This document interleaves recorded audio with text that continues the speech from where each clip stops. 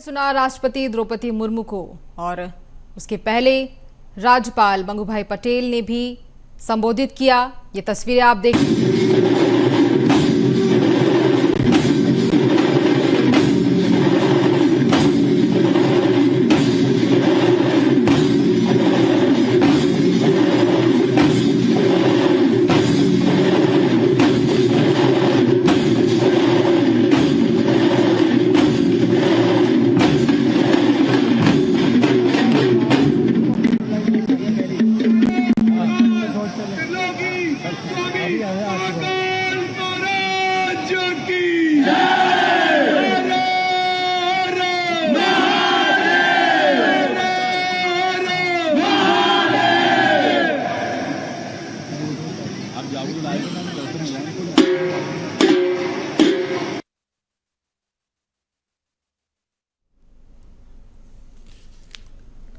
तो विक्रम उत्सव 2025 का शुभारंभ कार्यक्रम है। शानदार रंगारंग प्रस्तुतियां आप देख रहे हैं। डमरू की धुन पर भक्त थिरक रहे हैं। मुख्यमंत्री डॉक्टर मोहन यादव इस विक्रम उत्सव का शुभारंभ करने के लिए पहुंचे हैं। तो विक्रम उत्सव का शंखनाद हो गया है। डमरू की धुन पर शंखनाद आप देख रहे हैं कि महिलाएं जो हैं शंख बजाती हुई नजर आ रही हैं। इसी से इसकी शुरुआत होती है।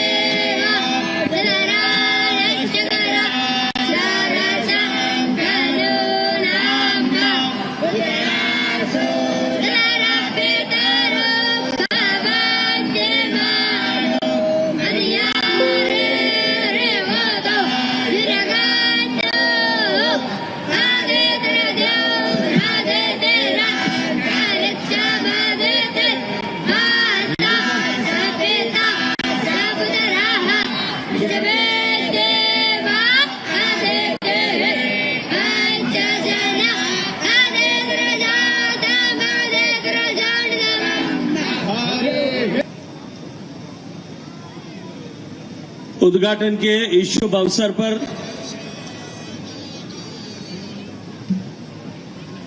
इस कार्यक्रम के रचयिता, इस कार्यक्रम के सूत्रधार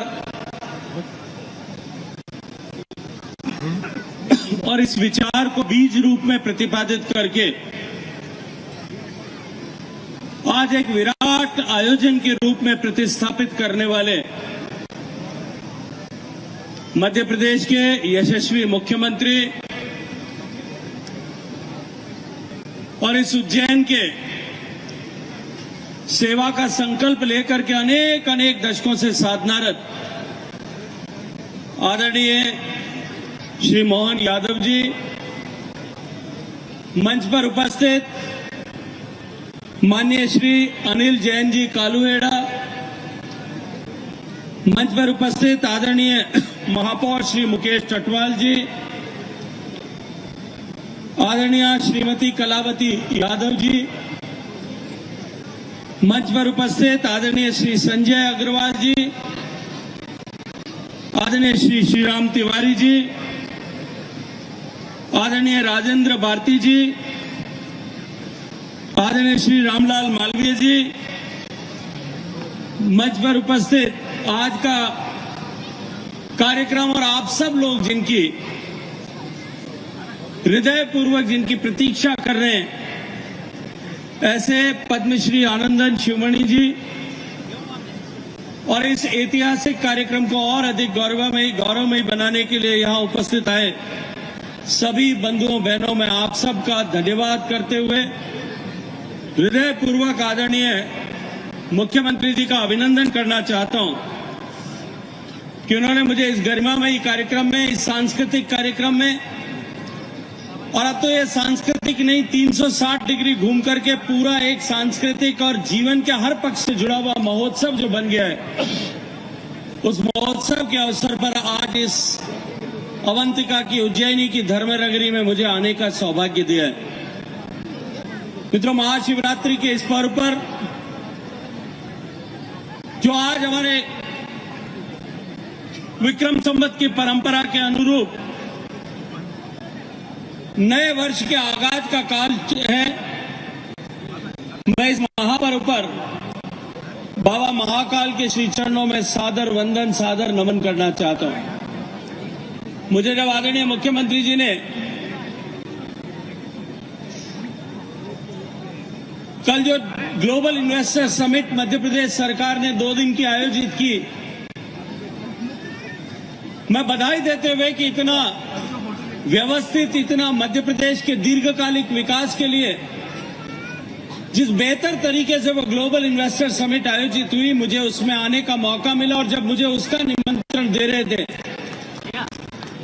तब साथ साथ में मुझे उन्होंने कहा कि 26 तारीख को उज्जैनी में विक्रमोत्सव होगा और उद्घाटन के समय आपको यहां रहना है। मेरा पहले से निर्धारित एक कार्यक्रम था। मैंने मोहन जी को थोड़ा शंकित होते हुए निवेदन किया कि मोहन जी मैं नहीं आ पाऊंगा, मेरे लिए थोड़ा मुश्किल होगा, पर इन्होंने वो उज्जैन का तर्कश का तीर चलाया। इन्होंने कहा कि तुम 26 तारीख को शिवरात्रि के दिन महाकाल के दरबार में आने का निमंत्रण ठुकरा कैसे सकते हो। मुझे महाकाल के दर्शन का सौभाग्य आज मिला। मैं हृदयपूर्वक माननीय मुख्यमंत्री जी का उसके लिए भी धन्यवाद ज्ञापित करता हूं। मित्रों, उज्जैन की यह पवित्र धरती अनादिकाल से भारत के आध्यात्म, भारत की संस्कृति, भारत के सांस्कृतिक गौरव, इसके न केवल इस भारत की भूमि पर, अभी तो विश्व के पटल पर इसको प्रकीर्तित करने का एक महान केंद्र रही है। इतिहास के पन्नों को उठा करके देखें, अनेक अनेक ऐसे उदाहरण मिलते हैं जहां उज्जैन की इस धरती ने सनातन को अवलंबन देने का काम किया है। इस धरती को नमन करते हुए मैं हृदयपूर्वक अपने आप को अभिभूत महसूस करते हुए एक बार फिर डॉक्टर मोहन यादव जी का धन्यवाद करना चाहता हूं। मित्रों, भारत में भगवान श्री राम और कृष्ण के अतिरिक्त उनके बाद में यदि कोई लोकमान्य के रूप में पूजित हुआ, जिसे पूरे देश ने सनातन की संस्कृति की विभिन्न धाराओं ने, विभिन्न उपधाराओं ने, विभिन्न आस्था के पक्षों को मानने वाले लोगों ने संवेद स्वर से जिन्हें लोकमान्य नायक के रूप में संज्ञा दी, वो इस उज्जैन की धरती के सम्राट विक्रमादित्य थे। सम्राट विक्रमादित्य को यदि मैं यह कहूं कि वो पहले स्वतंत्रता सेनानी थे, तो भी वो शायद गलत नहीं होगा, क्योंकि उन्होंने इस भारत की भूमि के आकर्षण, भारत की भूमि के वैभव, भारत की संपन्नता, भारत की समृद्धि, भारत की बौद्धिक संपदा, भारत का ज्ञान, भारत का विज्ञान और भारत का स्थापत्य, इन सबको देखने के आकर्षण से लोगों के आने का क्रम प्रारंभ हुआ था। और भारत की इस उत्कर्ष से डाह रखने वाले, ईर्ष्या रखने वाले लोगों ने जब भारत की सभ्यता और सनातन की संस्कृति पर पहले हमले करने प्रारंभ किए, तब उन हमलों का प्रतिकार करते हुए सनातन पर हमला करने वाले आक्रांताओं को परास्त करके जमींदोज करने का काम किसी ने शुरू किया था। वो परंपरा इस उज्जैन की धरती के सम्राट विक्रमादित्य ने की थी, और उसी के बाद उन्होंने विक्रम संवत का प्रवर्तन किया। मैं अभिनंदन करना चाहता हूं डॉक्टर मोहन यादव जी का। ये जो भारत के गौरव का विषय विक्रम संवत का सूत्रपात है, ये भारत के गौरव से जुड़ा हुआ, भारत के गौरवमयी इतिहास से जुड़ा हुआ जो विषय है, उसको मध्य प्रदेश के शासन के कैलेंडर में अंकित करने का साहस मध्य जो है, आदरणीय डॉक्टर मोहन यादव जी से अतिरिक्त और कोई नहीं कर सका। और मैं अभी मोहन जी से चर्चा कर रहा था, ये जो शुरुआत आपने की है, आने वाले समय में देश के हर प्रदेश में इस विषय को आगे बढ़ाया जाए, इसके लिए हमको संकल्पबद्ध होकर के काम करने की आवश्यकता है। आज भी देश में सम्राट विक्रमादित्य के शौर्य, सम्राट विक्रमादित्य के न्याय, सम्राट विक्रमादित्य के पराक्रम, उनके ज्ञान, उनके विज्ञान, उनके पुरातत्व, उनके साहित्य, उनके आध्यात्म, उनके खगोल शास्त्र, इन सब में किए गए महत्वपूर्ण कार्यों की चर्चा देश भर में होती है। और अब ऐसे समय में जब सम्राट विक्रमादित्य ने लोक जीवन और अंचलों में जिनके बारे में आज भी गीतों और कहानियों के माध्यम से आने वाली पीढ़ियों में संस्कारों का बीजारोपण होता है, उनकी वीरता, उनके ज्ञान और उनके न्याय के चर्चे जहां बचपन में बच्चों को घूंटी के रूप में सिखाए जाते थे, दिखाए जाते थे, उनकी सिंहासन बत्तीसी की कहानियां आप सुना करके और बच्चों में संस्कारों को अगली पीढ़ी में हस्तांतरित किया जाता था। आज उस विक्रमादित्य की स्मृति में आने वाली पीढ़ी विक्रमादित्य के साथ में जुड़ सके, उसको लेकर के ये जो सांस्कृतिक कार्यक्रम माननीय मुख्यमंत्री जी ने प्रारंभ किया है, ये निश्चित रूप से महत्वपूर्ण भी है, अभिनंदन के योग्य भी है। और उसके साथ जिस तरह से व्यापार व्यवसाय को जोड़ा, मुझे अभी बात में जानकारी दी गई कि पिछले साल के उत्सव में सारे देश के सारे मेलों का रिकॉर्ड तोड़ते हुए कोई 2,500 करोड़ रुपए का व्यापार इस मेले के माध्यम से हुआ था। ऐसे सर्वांगीण सोच के साथ में जो कार्यक्रम प्रारंभ किया गया, और एक ऐसे महत्वपूर्ण कालखंड में कार्यक्रम है जब विक्रमादित्य की चर्चा हमने नए सिरे से प्रारंभ की है। पिछले 12-15 साल से आदरणीय मोहन जी के थे जिसका बीज आरोपित किया था, आज वो उस मुकाम पर आकर के खड़ा हो गया जब हमारे देश की संस्कृति, हमारे देश की सभ्यता, हमारे देश के विचार का सम्मान पूरे विश्व भर में नए सिरे से स्थापित हो रहा है। भारत की पहचान पूरे विश्व भर में बदल रही। भारत से निकले हुए योग, भारत की संस्कृत, भारत के आयुर्वेद, भारत के विज्ञान, भारत की पूजा पद्धति, भारत की पारिवारिक जो है व्यवस्थाओं की, भारत की कृषि व्यवस्थाओं की डिमांड पूरी दुनिया भर में नए सिरे से सजित हो रही है। ऐसे महत्वपूर्ण समय में विक्रमादित्य को स्मरण करते हुए उनके द्वारा प्रतिपादित सिद्धांतों को एक बार पुनः आने वाली पीढ़ी तक पहुंचाने के दृष्टिकोण से ये जो कार्यक्रम को और अधिक विस्तार माननीय मोहन जी ने दिया है, मैं उसके लिए अभिनंदन करते हुए अपनी वाणी को विराम देने से पहले निश्चित रूप से इतना कहना चाहूंगा कि हमारा देश संपरिवर्तन के दौर से गुजर रहा है, हमारा देश ट्रांसफॉर्मेशन के दौर से गुजर रहा है। और जब कोई देश, कोई समाज इस तरह के दौर से गुजरता है तो हर व्यक्ति की, हर नागरिक की जिम्मेदारी होती है। माननीय प्रधानमंत्री जी के नेतृत्व में अमृत काल में प्रवेश के साथ में ही हम उस दिशा में आगे बढ़ चुके हैं। आज पूरा विश्व इस बात को स्वीकार कर रहा है कि भारत सबसे तेजी से बढ़ती हुई अर्थव्यवस्था है, और साथ ही साथ में पूरा विश्व इस बात को भी स्वीकार करता है कि आने वाले समय में, आने वाले 25 साल में भारत विकसित होगा। हम 140 करोड़ लोगों का ये जो संकल्प है माननीय मोदी जी के नेतृत्व में, ये संकल्प सिद्ध हो, ऐसी भगवान महाकाल के चरणों में प्रार्थना करते हुए आप सबको हृदय पूर्वक इस विक्रमोत्सव के प्रारंभ की, शुभारंभ की बधाई देता हूं। बहुत बहुत सारा अभिनंदन।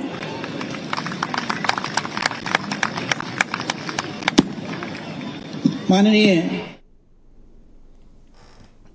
तो ये आप तस्वीरें देख सकते हैं उज्जैन से सीधे, जहां पर सीएम डॉक्टर मोहन यादव विक्रमोत्सव कार्यक्रम के शुभारंभ में शामिल हुए हैं। कुछ ही देर पहले विक्रमोत्सव 2025 का शुभारंभ किया गया।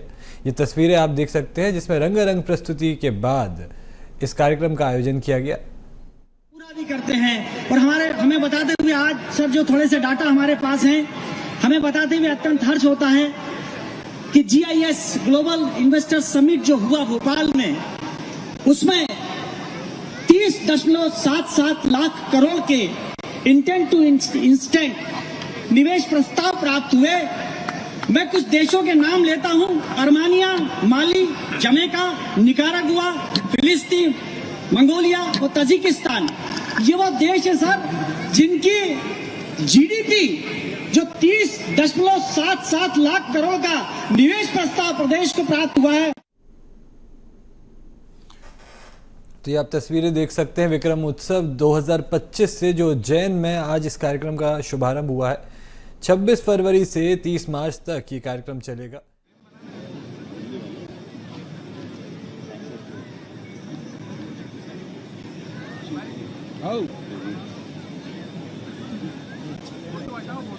महाशिवरात्रि का पर्व और महाकाल महाराज का जयकारा करें तो वास्तव में विक्रमोत्सव का शुभारंभ होगा। मेरे साथ संवेद सर में एक साथ सभी जोर से बोले महाकाल महाराज की, वीर विक्रमादित्य महाराज की। हम सबका सौभाग्य है उज्जैन लगभग 2100 साल पहले का यह समय और एक ऐसा अलौकिक व्यक्तित्व जिसके बारे में अभी हमारे यशस्वी भारत सरकार के सर्वाधिक लोकप्रिय मंत्री में से एक और इस विषय के भी सिद्धहस्त हमारे संस्कृति पर्यटन मंत्री श्रीमान गजेंद्र सिंह शेखावत जी का जोरदार अभिनंदन करें अपनी सबकी ओर से। उन्होंने विस्तार से विक्रमादित्य के जीवन के विविध पक्षों को हमारे सबके सामने रखा है और ये मैं उनसे व्यक्तिगत चर्चा में भी हमारी उज्जैन की विशेषताओं में वो दूसरे विषय से भी उतना ही महत्व रखते हैं। जैसे एक और आदर्श नायक जिनका जीवन भारत की आजादी के लिए उसी प्रकार से जैसे विक्रमादित्य ने अपने स्वयं के यश पाकर के विक्रमादित्य के सुशासन की उच्चतम दूरी तय करते हुए दुनिया के अंदर धाक और साख बनाई, ऐसे ही हमारे एक और नायक जो स्वयं सत्ताधीश नहीं हुए लेकिन आजादी की कीमत तमाम प्रतिकूल परिस्थितियों में जिस प्रकार से वीर दुर्गादास महाराज ने जी करके दिखाई, जोरदार ताली बजा करके अपने उस वीर योद्धा को याद करें। तीन पीढ़ी को लेकर के लगातार संघर्ष करते हुए और उनके मन में भी वो लड़े पूरे देश के लिए। राजस्थान से उनके आपने अलग जगाया, लेकिन हमारा सौभाग्य है ये वीरों की धरती, महावीरों की धरती अंततः अपने उन पुत्रों को पहचान लेती है जिससे अपना आप उज्जैन का संबंध उनसे जुड़ता है। उनका जन्म यहाँ नहीं हुआ लेकिन वो शरीर छोड़ने के लिए उज्जैन की पुण्य भूमि का चयन करते हैं। यह हमारा सौभाग्य है। यह धरा वो इतनी पवित्र धरा है और इस बात को माननीय गजेंद्र सिंह जी ने सदैव आग्रह से किया है। मैं अभी तो विक्रमादित्य पे आता हूं। दुनिया में 3 भाइयों की जोड़ी हुई है, एक भगवान श्री राम लक्ष्मण दूसरी जोड़ी भगवान कृष्ण और बलराम, भगवान श्री कृष्ण और श्री बलराम जी की, और तीसरी जोड़ी उज्जैन की है, विक्रमादित्य और भर्तरी की जोड़ी। ये अद्भुत जोड़ी है। दोनों के दोनों भाई जिनका पूरा जीवन किस प्रकार का आदर्श हो सकता है। भर्तरी के अपने जीवन से, उनकी साधना से, उनके शासन काल से, उनकी यौन अवस्था के, उनके 3 पुस्तकों से वो उनका पूरा जीवन का एक अपने आप में चरित्र सामने आता है। और विक्रमादित्य नाम लेते ही शासन के पक्षों को लेकर के कोई एक बात भी आप करो, उसकी भी अंतिम तल तक ऐसा लगता है समुद्र की गहराई कम पड़ जाएगी। विक्रमादित्य की अंदर की गहराई की आकलन नहीं कर सकते। न्याय, वीरता, दानशीलता, शौर्य, पराक्रम, पुरुषार्थ, दयालुता, अरे पता नहीं कैसे किस किस प्रकार के गुणों से युक्त है, जिनके शासन के बलबूते पर जिस सिंहासन पे बैठते वो गुणों से युक्त कल्पनातीत 32 पुतलियों का सिंहासन, ऐसा लगता है कि स्वयं भगवान विराजमान जिस सिंहासन पे हो जाए, उस शासन के शासक का बैठने के बाद उस सिंहासन का महत्व 1000 साल है विक्रमादित्य और राजा भोज के बीच में। 1000 साल, 1000 साल कम नहीं होता, लेकिन 1000 साल के बाद भी हर एक कोई शासक की इच्छा होती है कि मैं विक्रमादित्य जैसा बनूं। और हमने विक्रमादित्य और उनकी 32 पुतलियों की कहानी से एक एक करके आप सारी दूर से देख लो, जिसकी एक पुतली की कहानी 31वीं में थोड़ा संक्षेप में सुनाना चाहता हूं। राजा भोज सिंहासन पे बैठने जा रहा है, एक एक करके 30 पुतलियों ने भोज को अपने उन भाव से कि नहीं राजन, आप इस सिंहासन के लायक नहीं हो। जबकि राजा भोज का भी शासनकाल, उनकी विद्वत्ता, उनकी ज्ञान की सीमाओं के आधार पर विक्रमादित्य के समान राजा भोज भी कई कारणों से पूरे देश में पूजनीय है। लेकिन एक एक करके सारी पुतलियों ने राजा भोज के बारे में उनकी से तुलना की बात आती है, तो भोज विक्रमादित्य के आगे कहीं टिकते नहीं है। एक युद्ध का दृश्य बताते हुए पुतली बोलती है कि राजन, आप विक्रमादित्य के सिंहासन पे बैठना चाहते हो, मैं आपको एक विषय सामने रखती हूं, आप अपना उत्तर देना। आमने सामने का युद्ध है, सेना इधर भी खड़ी है, सेना उधर भी खड़ी है, और ऐसी विशाल सेनाओं का कुशल संचालन आपको करना है। और उस कुशल संचालन में हर हालत में युद्ध में आपका नियंत्रण भी होना चाहिए, और युद्ध में जय चाहिए, पराजय नहीं चाहिए। आप बताइए, आप कहां खड़े होकर के युद्ध का संचालन करेंगे और विजय श्री का वर्ण करेंगे। विक्रमादित्य क्या करते थे, राजा भोज के सामने यह प्रश्न खड़ा होता है। राजा भोज सारे अपने अनुभव के आधार पर, क्योंकि राजा भोज ने थोड़े दिन पहले ही एक विजयश्री, एक नहीं 2 विजयश्री हासिल की थी, जिस विजयश्री के बलबूते पर पूरे देश में राजा भोज का नाम आसमान की ऊंचाई छू रहा था। जब कह रहे थे कि गांगे और तेलक दोनों राज्यों को एक साथ एक बार में राजा भोज की सेनाओं ने परास्त करके उनके पराक्रम के झंडे गाड़े हुए थे। इसलिए कहावत पूरे देश में चली हुई थी, कहां राजा भोज और कहां गांगे तेलक। दुर्भाग्य से इस कहावत का अपभ्रंश हो गया, वो पराक्रम की घटना दुर्भाग्य से कुछ और जुड़ गई। मैं तो बोलना भी नहीं चाहता, इतना गंदा मुहावरा बन गया। लेकिन वो पराक्रम पुरुषार्थ के आधार पर राजा भोज का विशाल व्यक्तित्व, जब वो पुतली कहती है आप कहां से खड़े होकर के इस युद्ध का संचालन करोगे, राजा भोज बहुत बुद्धिमान है। वो कहते मैं अगर युद्ध में जीतना है तो मैं जीतने के लिए ऐसे स्थान पे खड़ा रहूंगा जहां युद्ध की सारी सेना मेरे नियंत्रण में रहे। मेरी हिसाब से इस युद्ध के दिशा में अगर हमको आगे बढ़ के परिणाम पाना है तो परिणाम में सफलता हमारी अपनी भूमिका पे निर्भर करती है। दृष्टिगोचर होना चाहिए सारा घटनाक्रम, क्योंकि युद्ध में लड़ते तो सैनिक है, अधिकारी है, लेकिन परिणाम युद्ध संचालन करने वाले के खाते में आता है। इसलिए उसमें इतनी कुशलता भी चाहिए, इतनी बुद्धिमत्ता भी चाहिए, इतना विशाल दृष्टिकोण भी चाहिए और इतनी अनुभवशीलता भी होना चाहिए। राजा भोज कहते मैं ऐसी जगह खड़ा रहूंगा जहाँ युद्ध मेरे पूरे नियंत्रण में रहे, और दूसरी बात मैं ऐसी जगह भी खड़ा रहूंगा जब मैं युद्ध से अपनी सेना को जीत की तरफ ले जा पाऊं, और तीसरी बात उन्होंने कहा मैं ये भी जानता हूं कि युद्ध जब होता है तो युद्ध में मनुष्य लड़ते हैं, लेकिन शस्त्र के अंदर कोई प्राण नहीं होते। इसलिए शस्त्र कोई भी हो, वो राजा, सैनिक, सिपाही, अधिकारी, इसमें अंतर नहीं करता है। स्वाभाविक रूप से मैं ऐसे स्थान पे भी खड़ा रहूंगा जहां मैं इन सारी बातों से अपने आप को बचा के भी ले जाऊं, क्योंकि किसी कारण से राजा का कोई लाश हो गया, राजा पे कोई हथियार आ गया तो युद्ध का परिणाम वही बदल सकता है।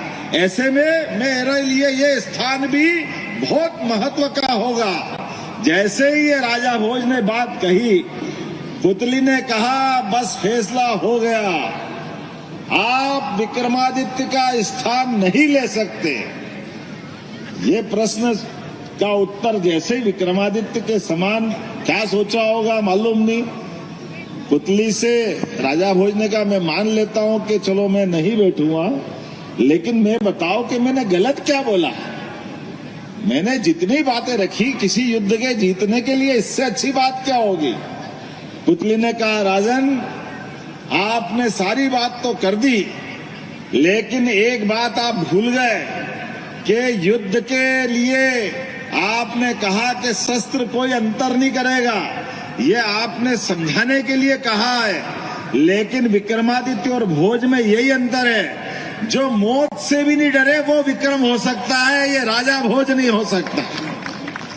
मौत तो 7 ताले में भी बंद हो गए तो भी मौत आ जाएगी। इसका मतलब हथियार के कारण से भी क्यों न हो, आपके हृदय के अंदर मौत की आहट आ रही है, आपको जो डर लग रहा है, ये डर आपको वीर विक्रमादित्य की श्रेणी में खड़ा नहीं करता है, ये आपको निडर नहीं बनाता है। जहां निडर है उसके आगे विक्रमादित्य है। आज के इस अवसर पर जब विक्रमोत्सव का शुभारंभ हो रहा है तो हमारे लिए शिवरात्रि का पर्व, विक्रम का सच्चे अर्थों में उनका नाम विक्रमादित्य नहीं है, उनका नाम है सहसांक। लेकिन जो विरुद्धार्थी क्रम को सुक्रम में बदल दे उसका नाम विक्रम, और आदित्य के समान, इसलिए वो विक्रमादित्य कहलाते हैं। ऐसे वीर विक्रमादित्य के लिए सदियों तक ये उपाधि इस नाते से जानी जाती है कि विक्रमादित्य 1, 2, 3 बाद के कालक्रम में कई लोगों ने अपना नाम विक्रमादित्य करके अमर होने का प्रयास किया, लेकिन मैं मान के चलता हूं आदि तो कोई एक ही होगा, और आदि विक्रमादित्य 2081 का पूरा होते होते 82 लगेगा। इसलिए हमारी सरकार ने अब इस विक्रमादित्य का यहाँ से पौधा जो लगाया था, धीरे धीरे ये देश और देश की बाहर भी ले जाने का संकल्प कर रहे हैं। माननीय मंत्री भारत सरकार बैठे हैं। मैं बताना चाहूंगा, थोड़े दिन पहले लगभग हमारे लिए जब मैं शिक्षा मंत्री था तो विक्रमादित्य की गाथाओं को हमने हैदराबाद के मैदान पर भी विक्रमादित्य महानाट्य करके मंचन कराया था। अब ये अलग बात है, अलग अलग क्षेत्र की भाषा के हिसाब से विक्रमादित्य को वहाँ विक्रमादित्य भट्टी राजा करके बोलते हैं, अलग भाषा अलग क्षेत्र में थोड़े शब्दों के आधार पर, लेकिन विक्रमादित्य ऐसे नायक है जो एक भी देश का कोई ऐसा राज्य नहीं है जहां उसके बारे में कोई जानता नहीं हो। दुर्भाग्य के साथ बोलना पड़ेगा, लॉर्ड मैकाले की शिक्षा पद्धति ने हमारे इस गौरवशाली वीर पुरुष का शिक्षा क्रम से बाहर करने का प्रयास तो भले ही कर लिया, लेकिन लाखों करोड़ों लोगों के दिलों से वो बाहर नहीं कर पाए। हमें इस बात का गर्व और गौरव है। विक्रमादित्य का नाम पूरे भारत और भारत के बाहर भी, जब मैं ग्लोबल इन्वेस्टर समिट की बात कर रहा तो और नेपाल के राजदूत आए हुए थे भोपाल में, और जब मैंने कहा मैं विक्रमोत्सव में जाने वाला हूं, राजदूत भट्टाचार्य जी ने कहा कि विक्रमादित्य, अरे हमारा शासनकाल नेपाल का नया साल ही गुड़ी पड़वा से होता है, ये गर्व और गौरव का अवसर नेपाल आज भी उपलब्ध कराता है। पूरा वर्ष उनका गुड़ी पड़वा से चालू होता है। मैं मान के चलता हूं उनके उस भाव के आधार पर नेपाल से भी हमारा विक्रमोत्सव का संबंध भारत सरकार के माध्यम से जुड़े। मैं माननीय शेखावत जी से इस दिशा में भी काम करने की बात कहूंगा। अपने देश के अतीत के उस सांस्कृतिक राष्ट्रवाद के आधार पर कई सारे देशों में विक्रमादित्य उस नाते से, नायक के नाते से जानते हैं, और विक्रमादित्य के आधार पर बाबा महाकाल की धरती से हमने वैदिक घड़ी का लोकार्पण भी माननीय प्रधानमंत्री जी से कराया। हमें इस बात का आनंद है। अब ग्रीनविच के समय के बजाय काल की नगरी उज्जैन महाकाल की नगरी, और महाकाल की नगरी का वो समय का शुद्धता का हिसाब किताब, जिसके आधार पर 24 घंटे में जो 30 मुहूर्त होते हैं, उन मुहूर्तों के आधार पर हमारी राशि और नक्षत्रों की गति से हमारा पंचांग बनता है, जिससे तिथियों का निर्धारण होता है। ऐसी तिथियों के निर्धारण में हमारे समय की शुद्धता की आवश्यकता है। इसलिए एक IIT के अच्छे बच्चे ने हमारे लिए एक ऐप बनाया, जिससे हमने वैदिक घड़ी की स्थापना की।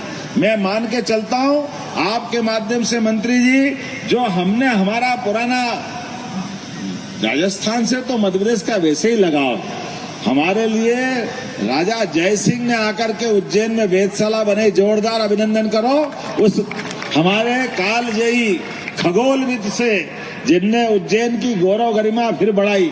राजा जय सिंह ने हमारे यहाँ पर ऑब्जर्वेटरी बनाई थी 300 साल पहले। उस समय का भित्ति यंत्र, स्मार्ट यंत्र, धूप घड़ी, शंकु यंत्र, जो उज्जैन की भौगोलिक खगोली समय गणना का अद्भुत यंत्र बने थे, जिसको हमारे जाने अनजाने जो नहीं समझते हैं वो जंतर मंतर के नाम से जानते हैं। जंतर मंतर क्या होता है? जो शुद्ध विज्ञान का अवतार हो, उसको जंतर मंतर, कोई बात नहीं, सामान्य भाषा में ये भी चलेगा। लेकिन मान के चलता हूं उस प्राचीन खगोल ज्ञान के भरोसे से आज भी धूप में छाया के आधार पर आज का विज्ञान भी मानता है कि शंकु यंत्र के आधार पर जब सूर्य कक्षा बदलेगा, उत्तरायण से दक्षिणायन में प्रवेश करेगा, तो 21 जून और 22 दिसंबर अपनी आंखों के सामने दोपहर 12:32 पर कील से हम उसकी दिखा लेते कि वास्तव में ये अपने आप में सूर्य देवता ने कक्षा बदल ली। इतना ही नहीं, 19 मार्च और 25 सितंबर जब दिन और रात बराबर होते हैं, तब भी हमको एहसास हो जाता है कि काल गणना की नगरी यही उज्जैन है, ये प्राचीन ज्ञान विज्ञान की नगरी है। केवल ये बाबा महाकाल का हमको ये पक्ष भी सबके सामने लाना है, जिसके आधार पर आधुनिक विज्ञान भी इस बात को मानता है। तो मैं मान के चलता हूँ, जब घड़ी का लोकार्पण माननीय प्रधानमंत्री जी से कराया था, अब एक सरलता हो गई, उसके ऐप विभिन्न भाषाओं के भी आ रहे हैं, और इस आधार पर दिल्ली, मुंबई, बाकी राज्यों का समय के साथ ग्रीनविच का समय भी है, भारतीय समय भी है, लेकिन शुद्ध समय के आधार पर बहुत सुंदर ऐप बना है। तो एक घड़ी अभी हमने बनाई है भाई साहब, हम ये चाहेंगे वो घड़ी अपने पार्लियामेंट के अंदर लगना चाहिए, लोकसभा के अंदर आपके माध्यम से हम बनी हुई घड़ी पूरी भेंट करेंगे। लेकिन महाशिवरात्रि का ये पुण्य अवसर और ये सुंदर बेला सोने में सुहागा हुआ और बहुत सुंदर ये सजो में जुड़े, तो उसी के अनुरूप हम सबके लिए प्रेरणादायी संबोधन प्राप्त होगा। माननीय मुख्यमंत्री जी से हम सबको संबोधित करेंगे।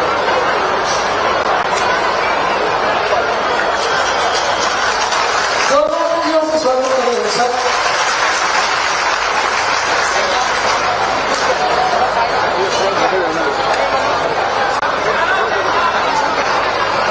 बोलिए जय जय सरकार की।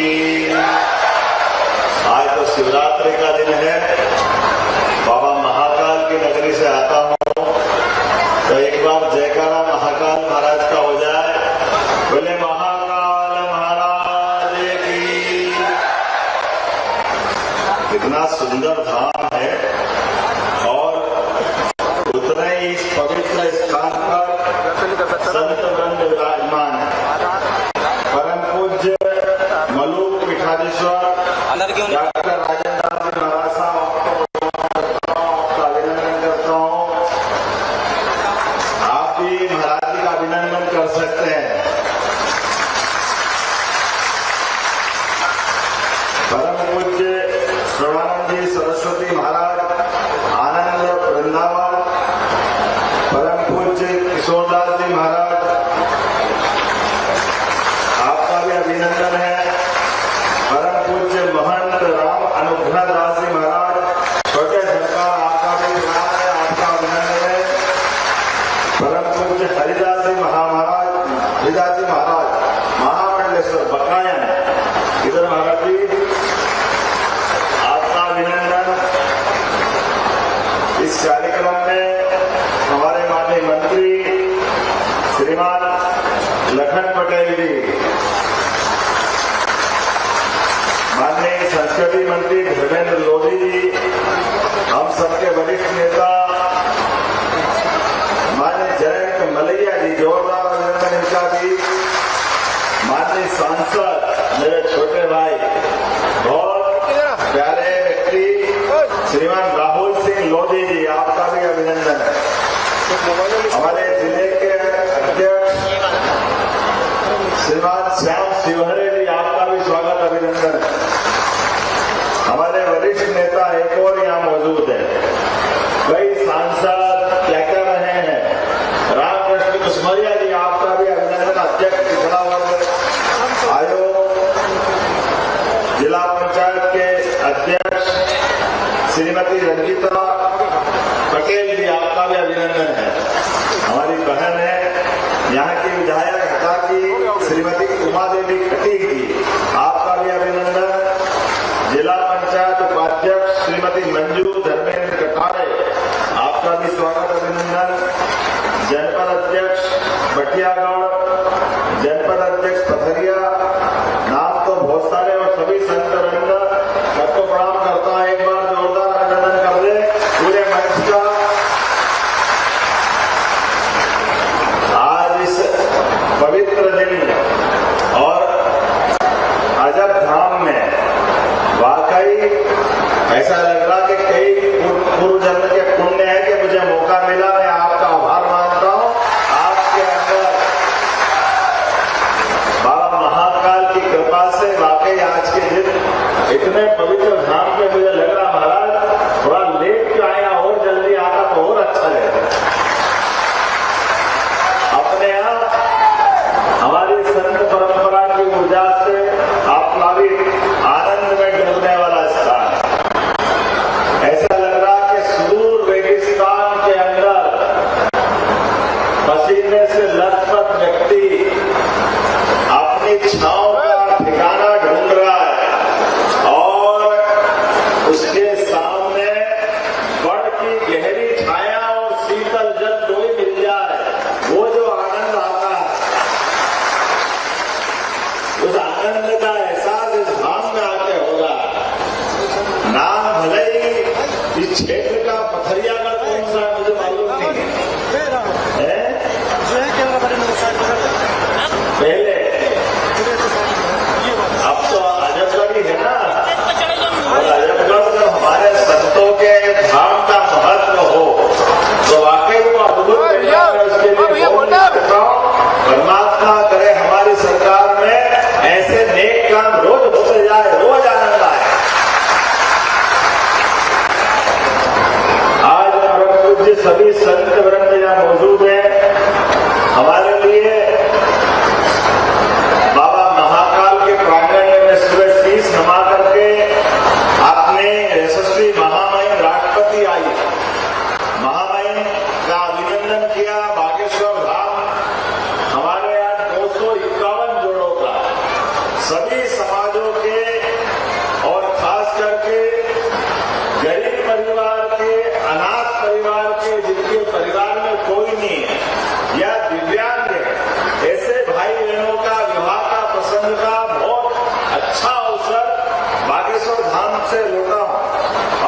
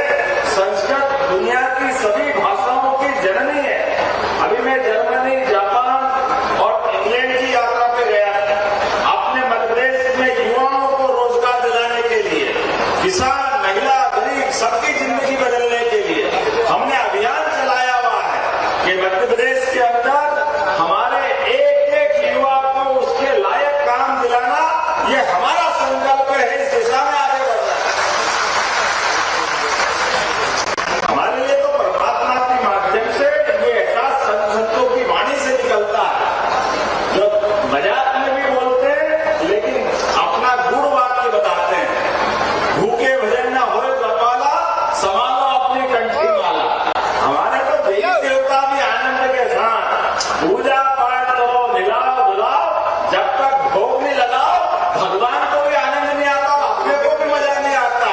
ये जो हमारी परंपरा है इसका तो एहसास ही अलग है। और मजा तो तब आता है कि आप अपने किसी प्रकार के प्रसाद चढ़ाओ, लेकिन जब 56 भोग लगाओ तो पूरा आनंद में डूब जाता आदमी के। क्या आनंद आता है।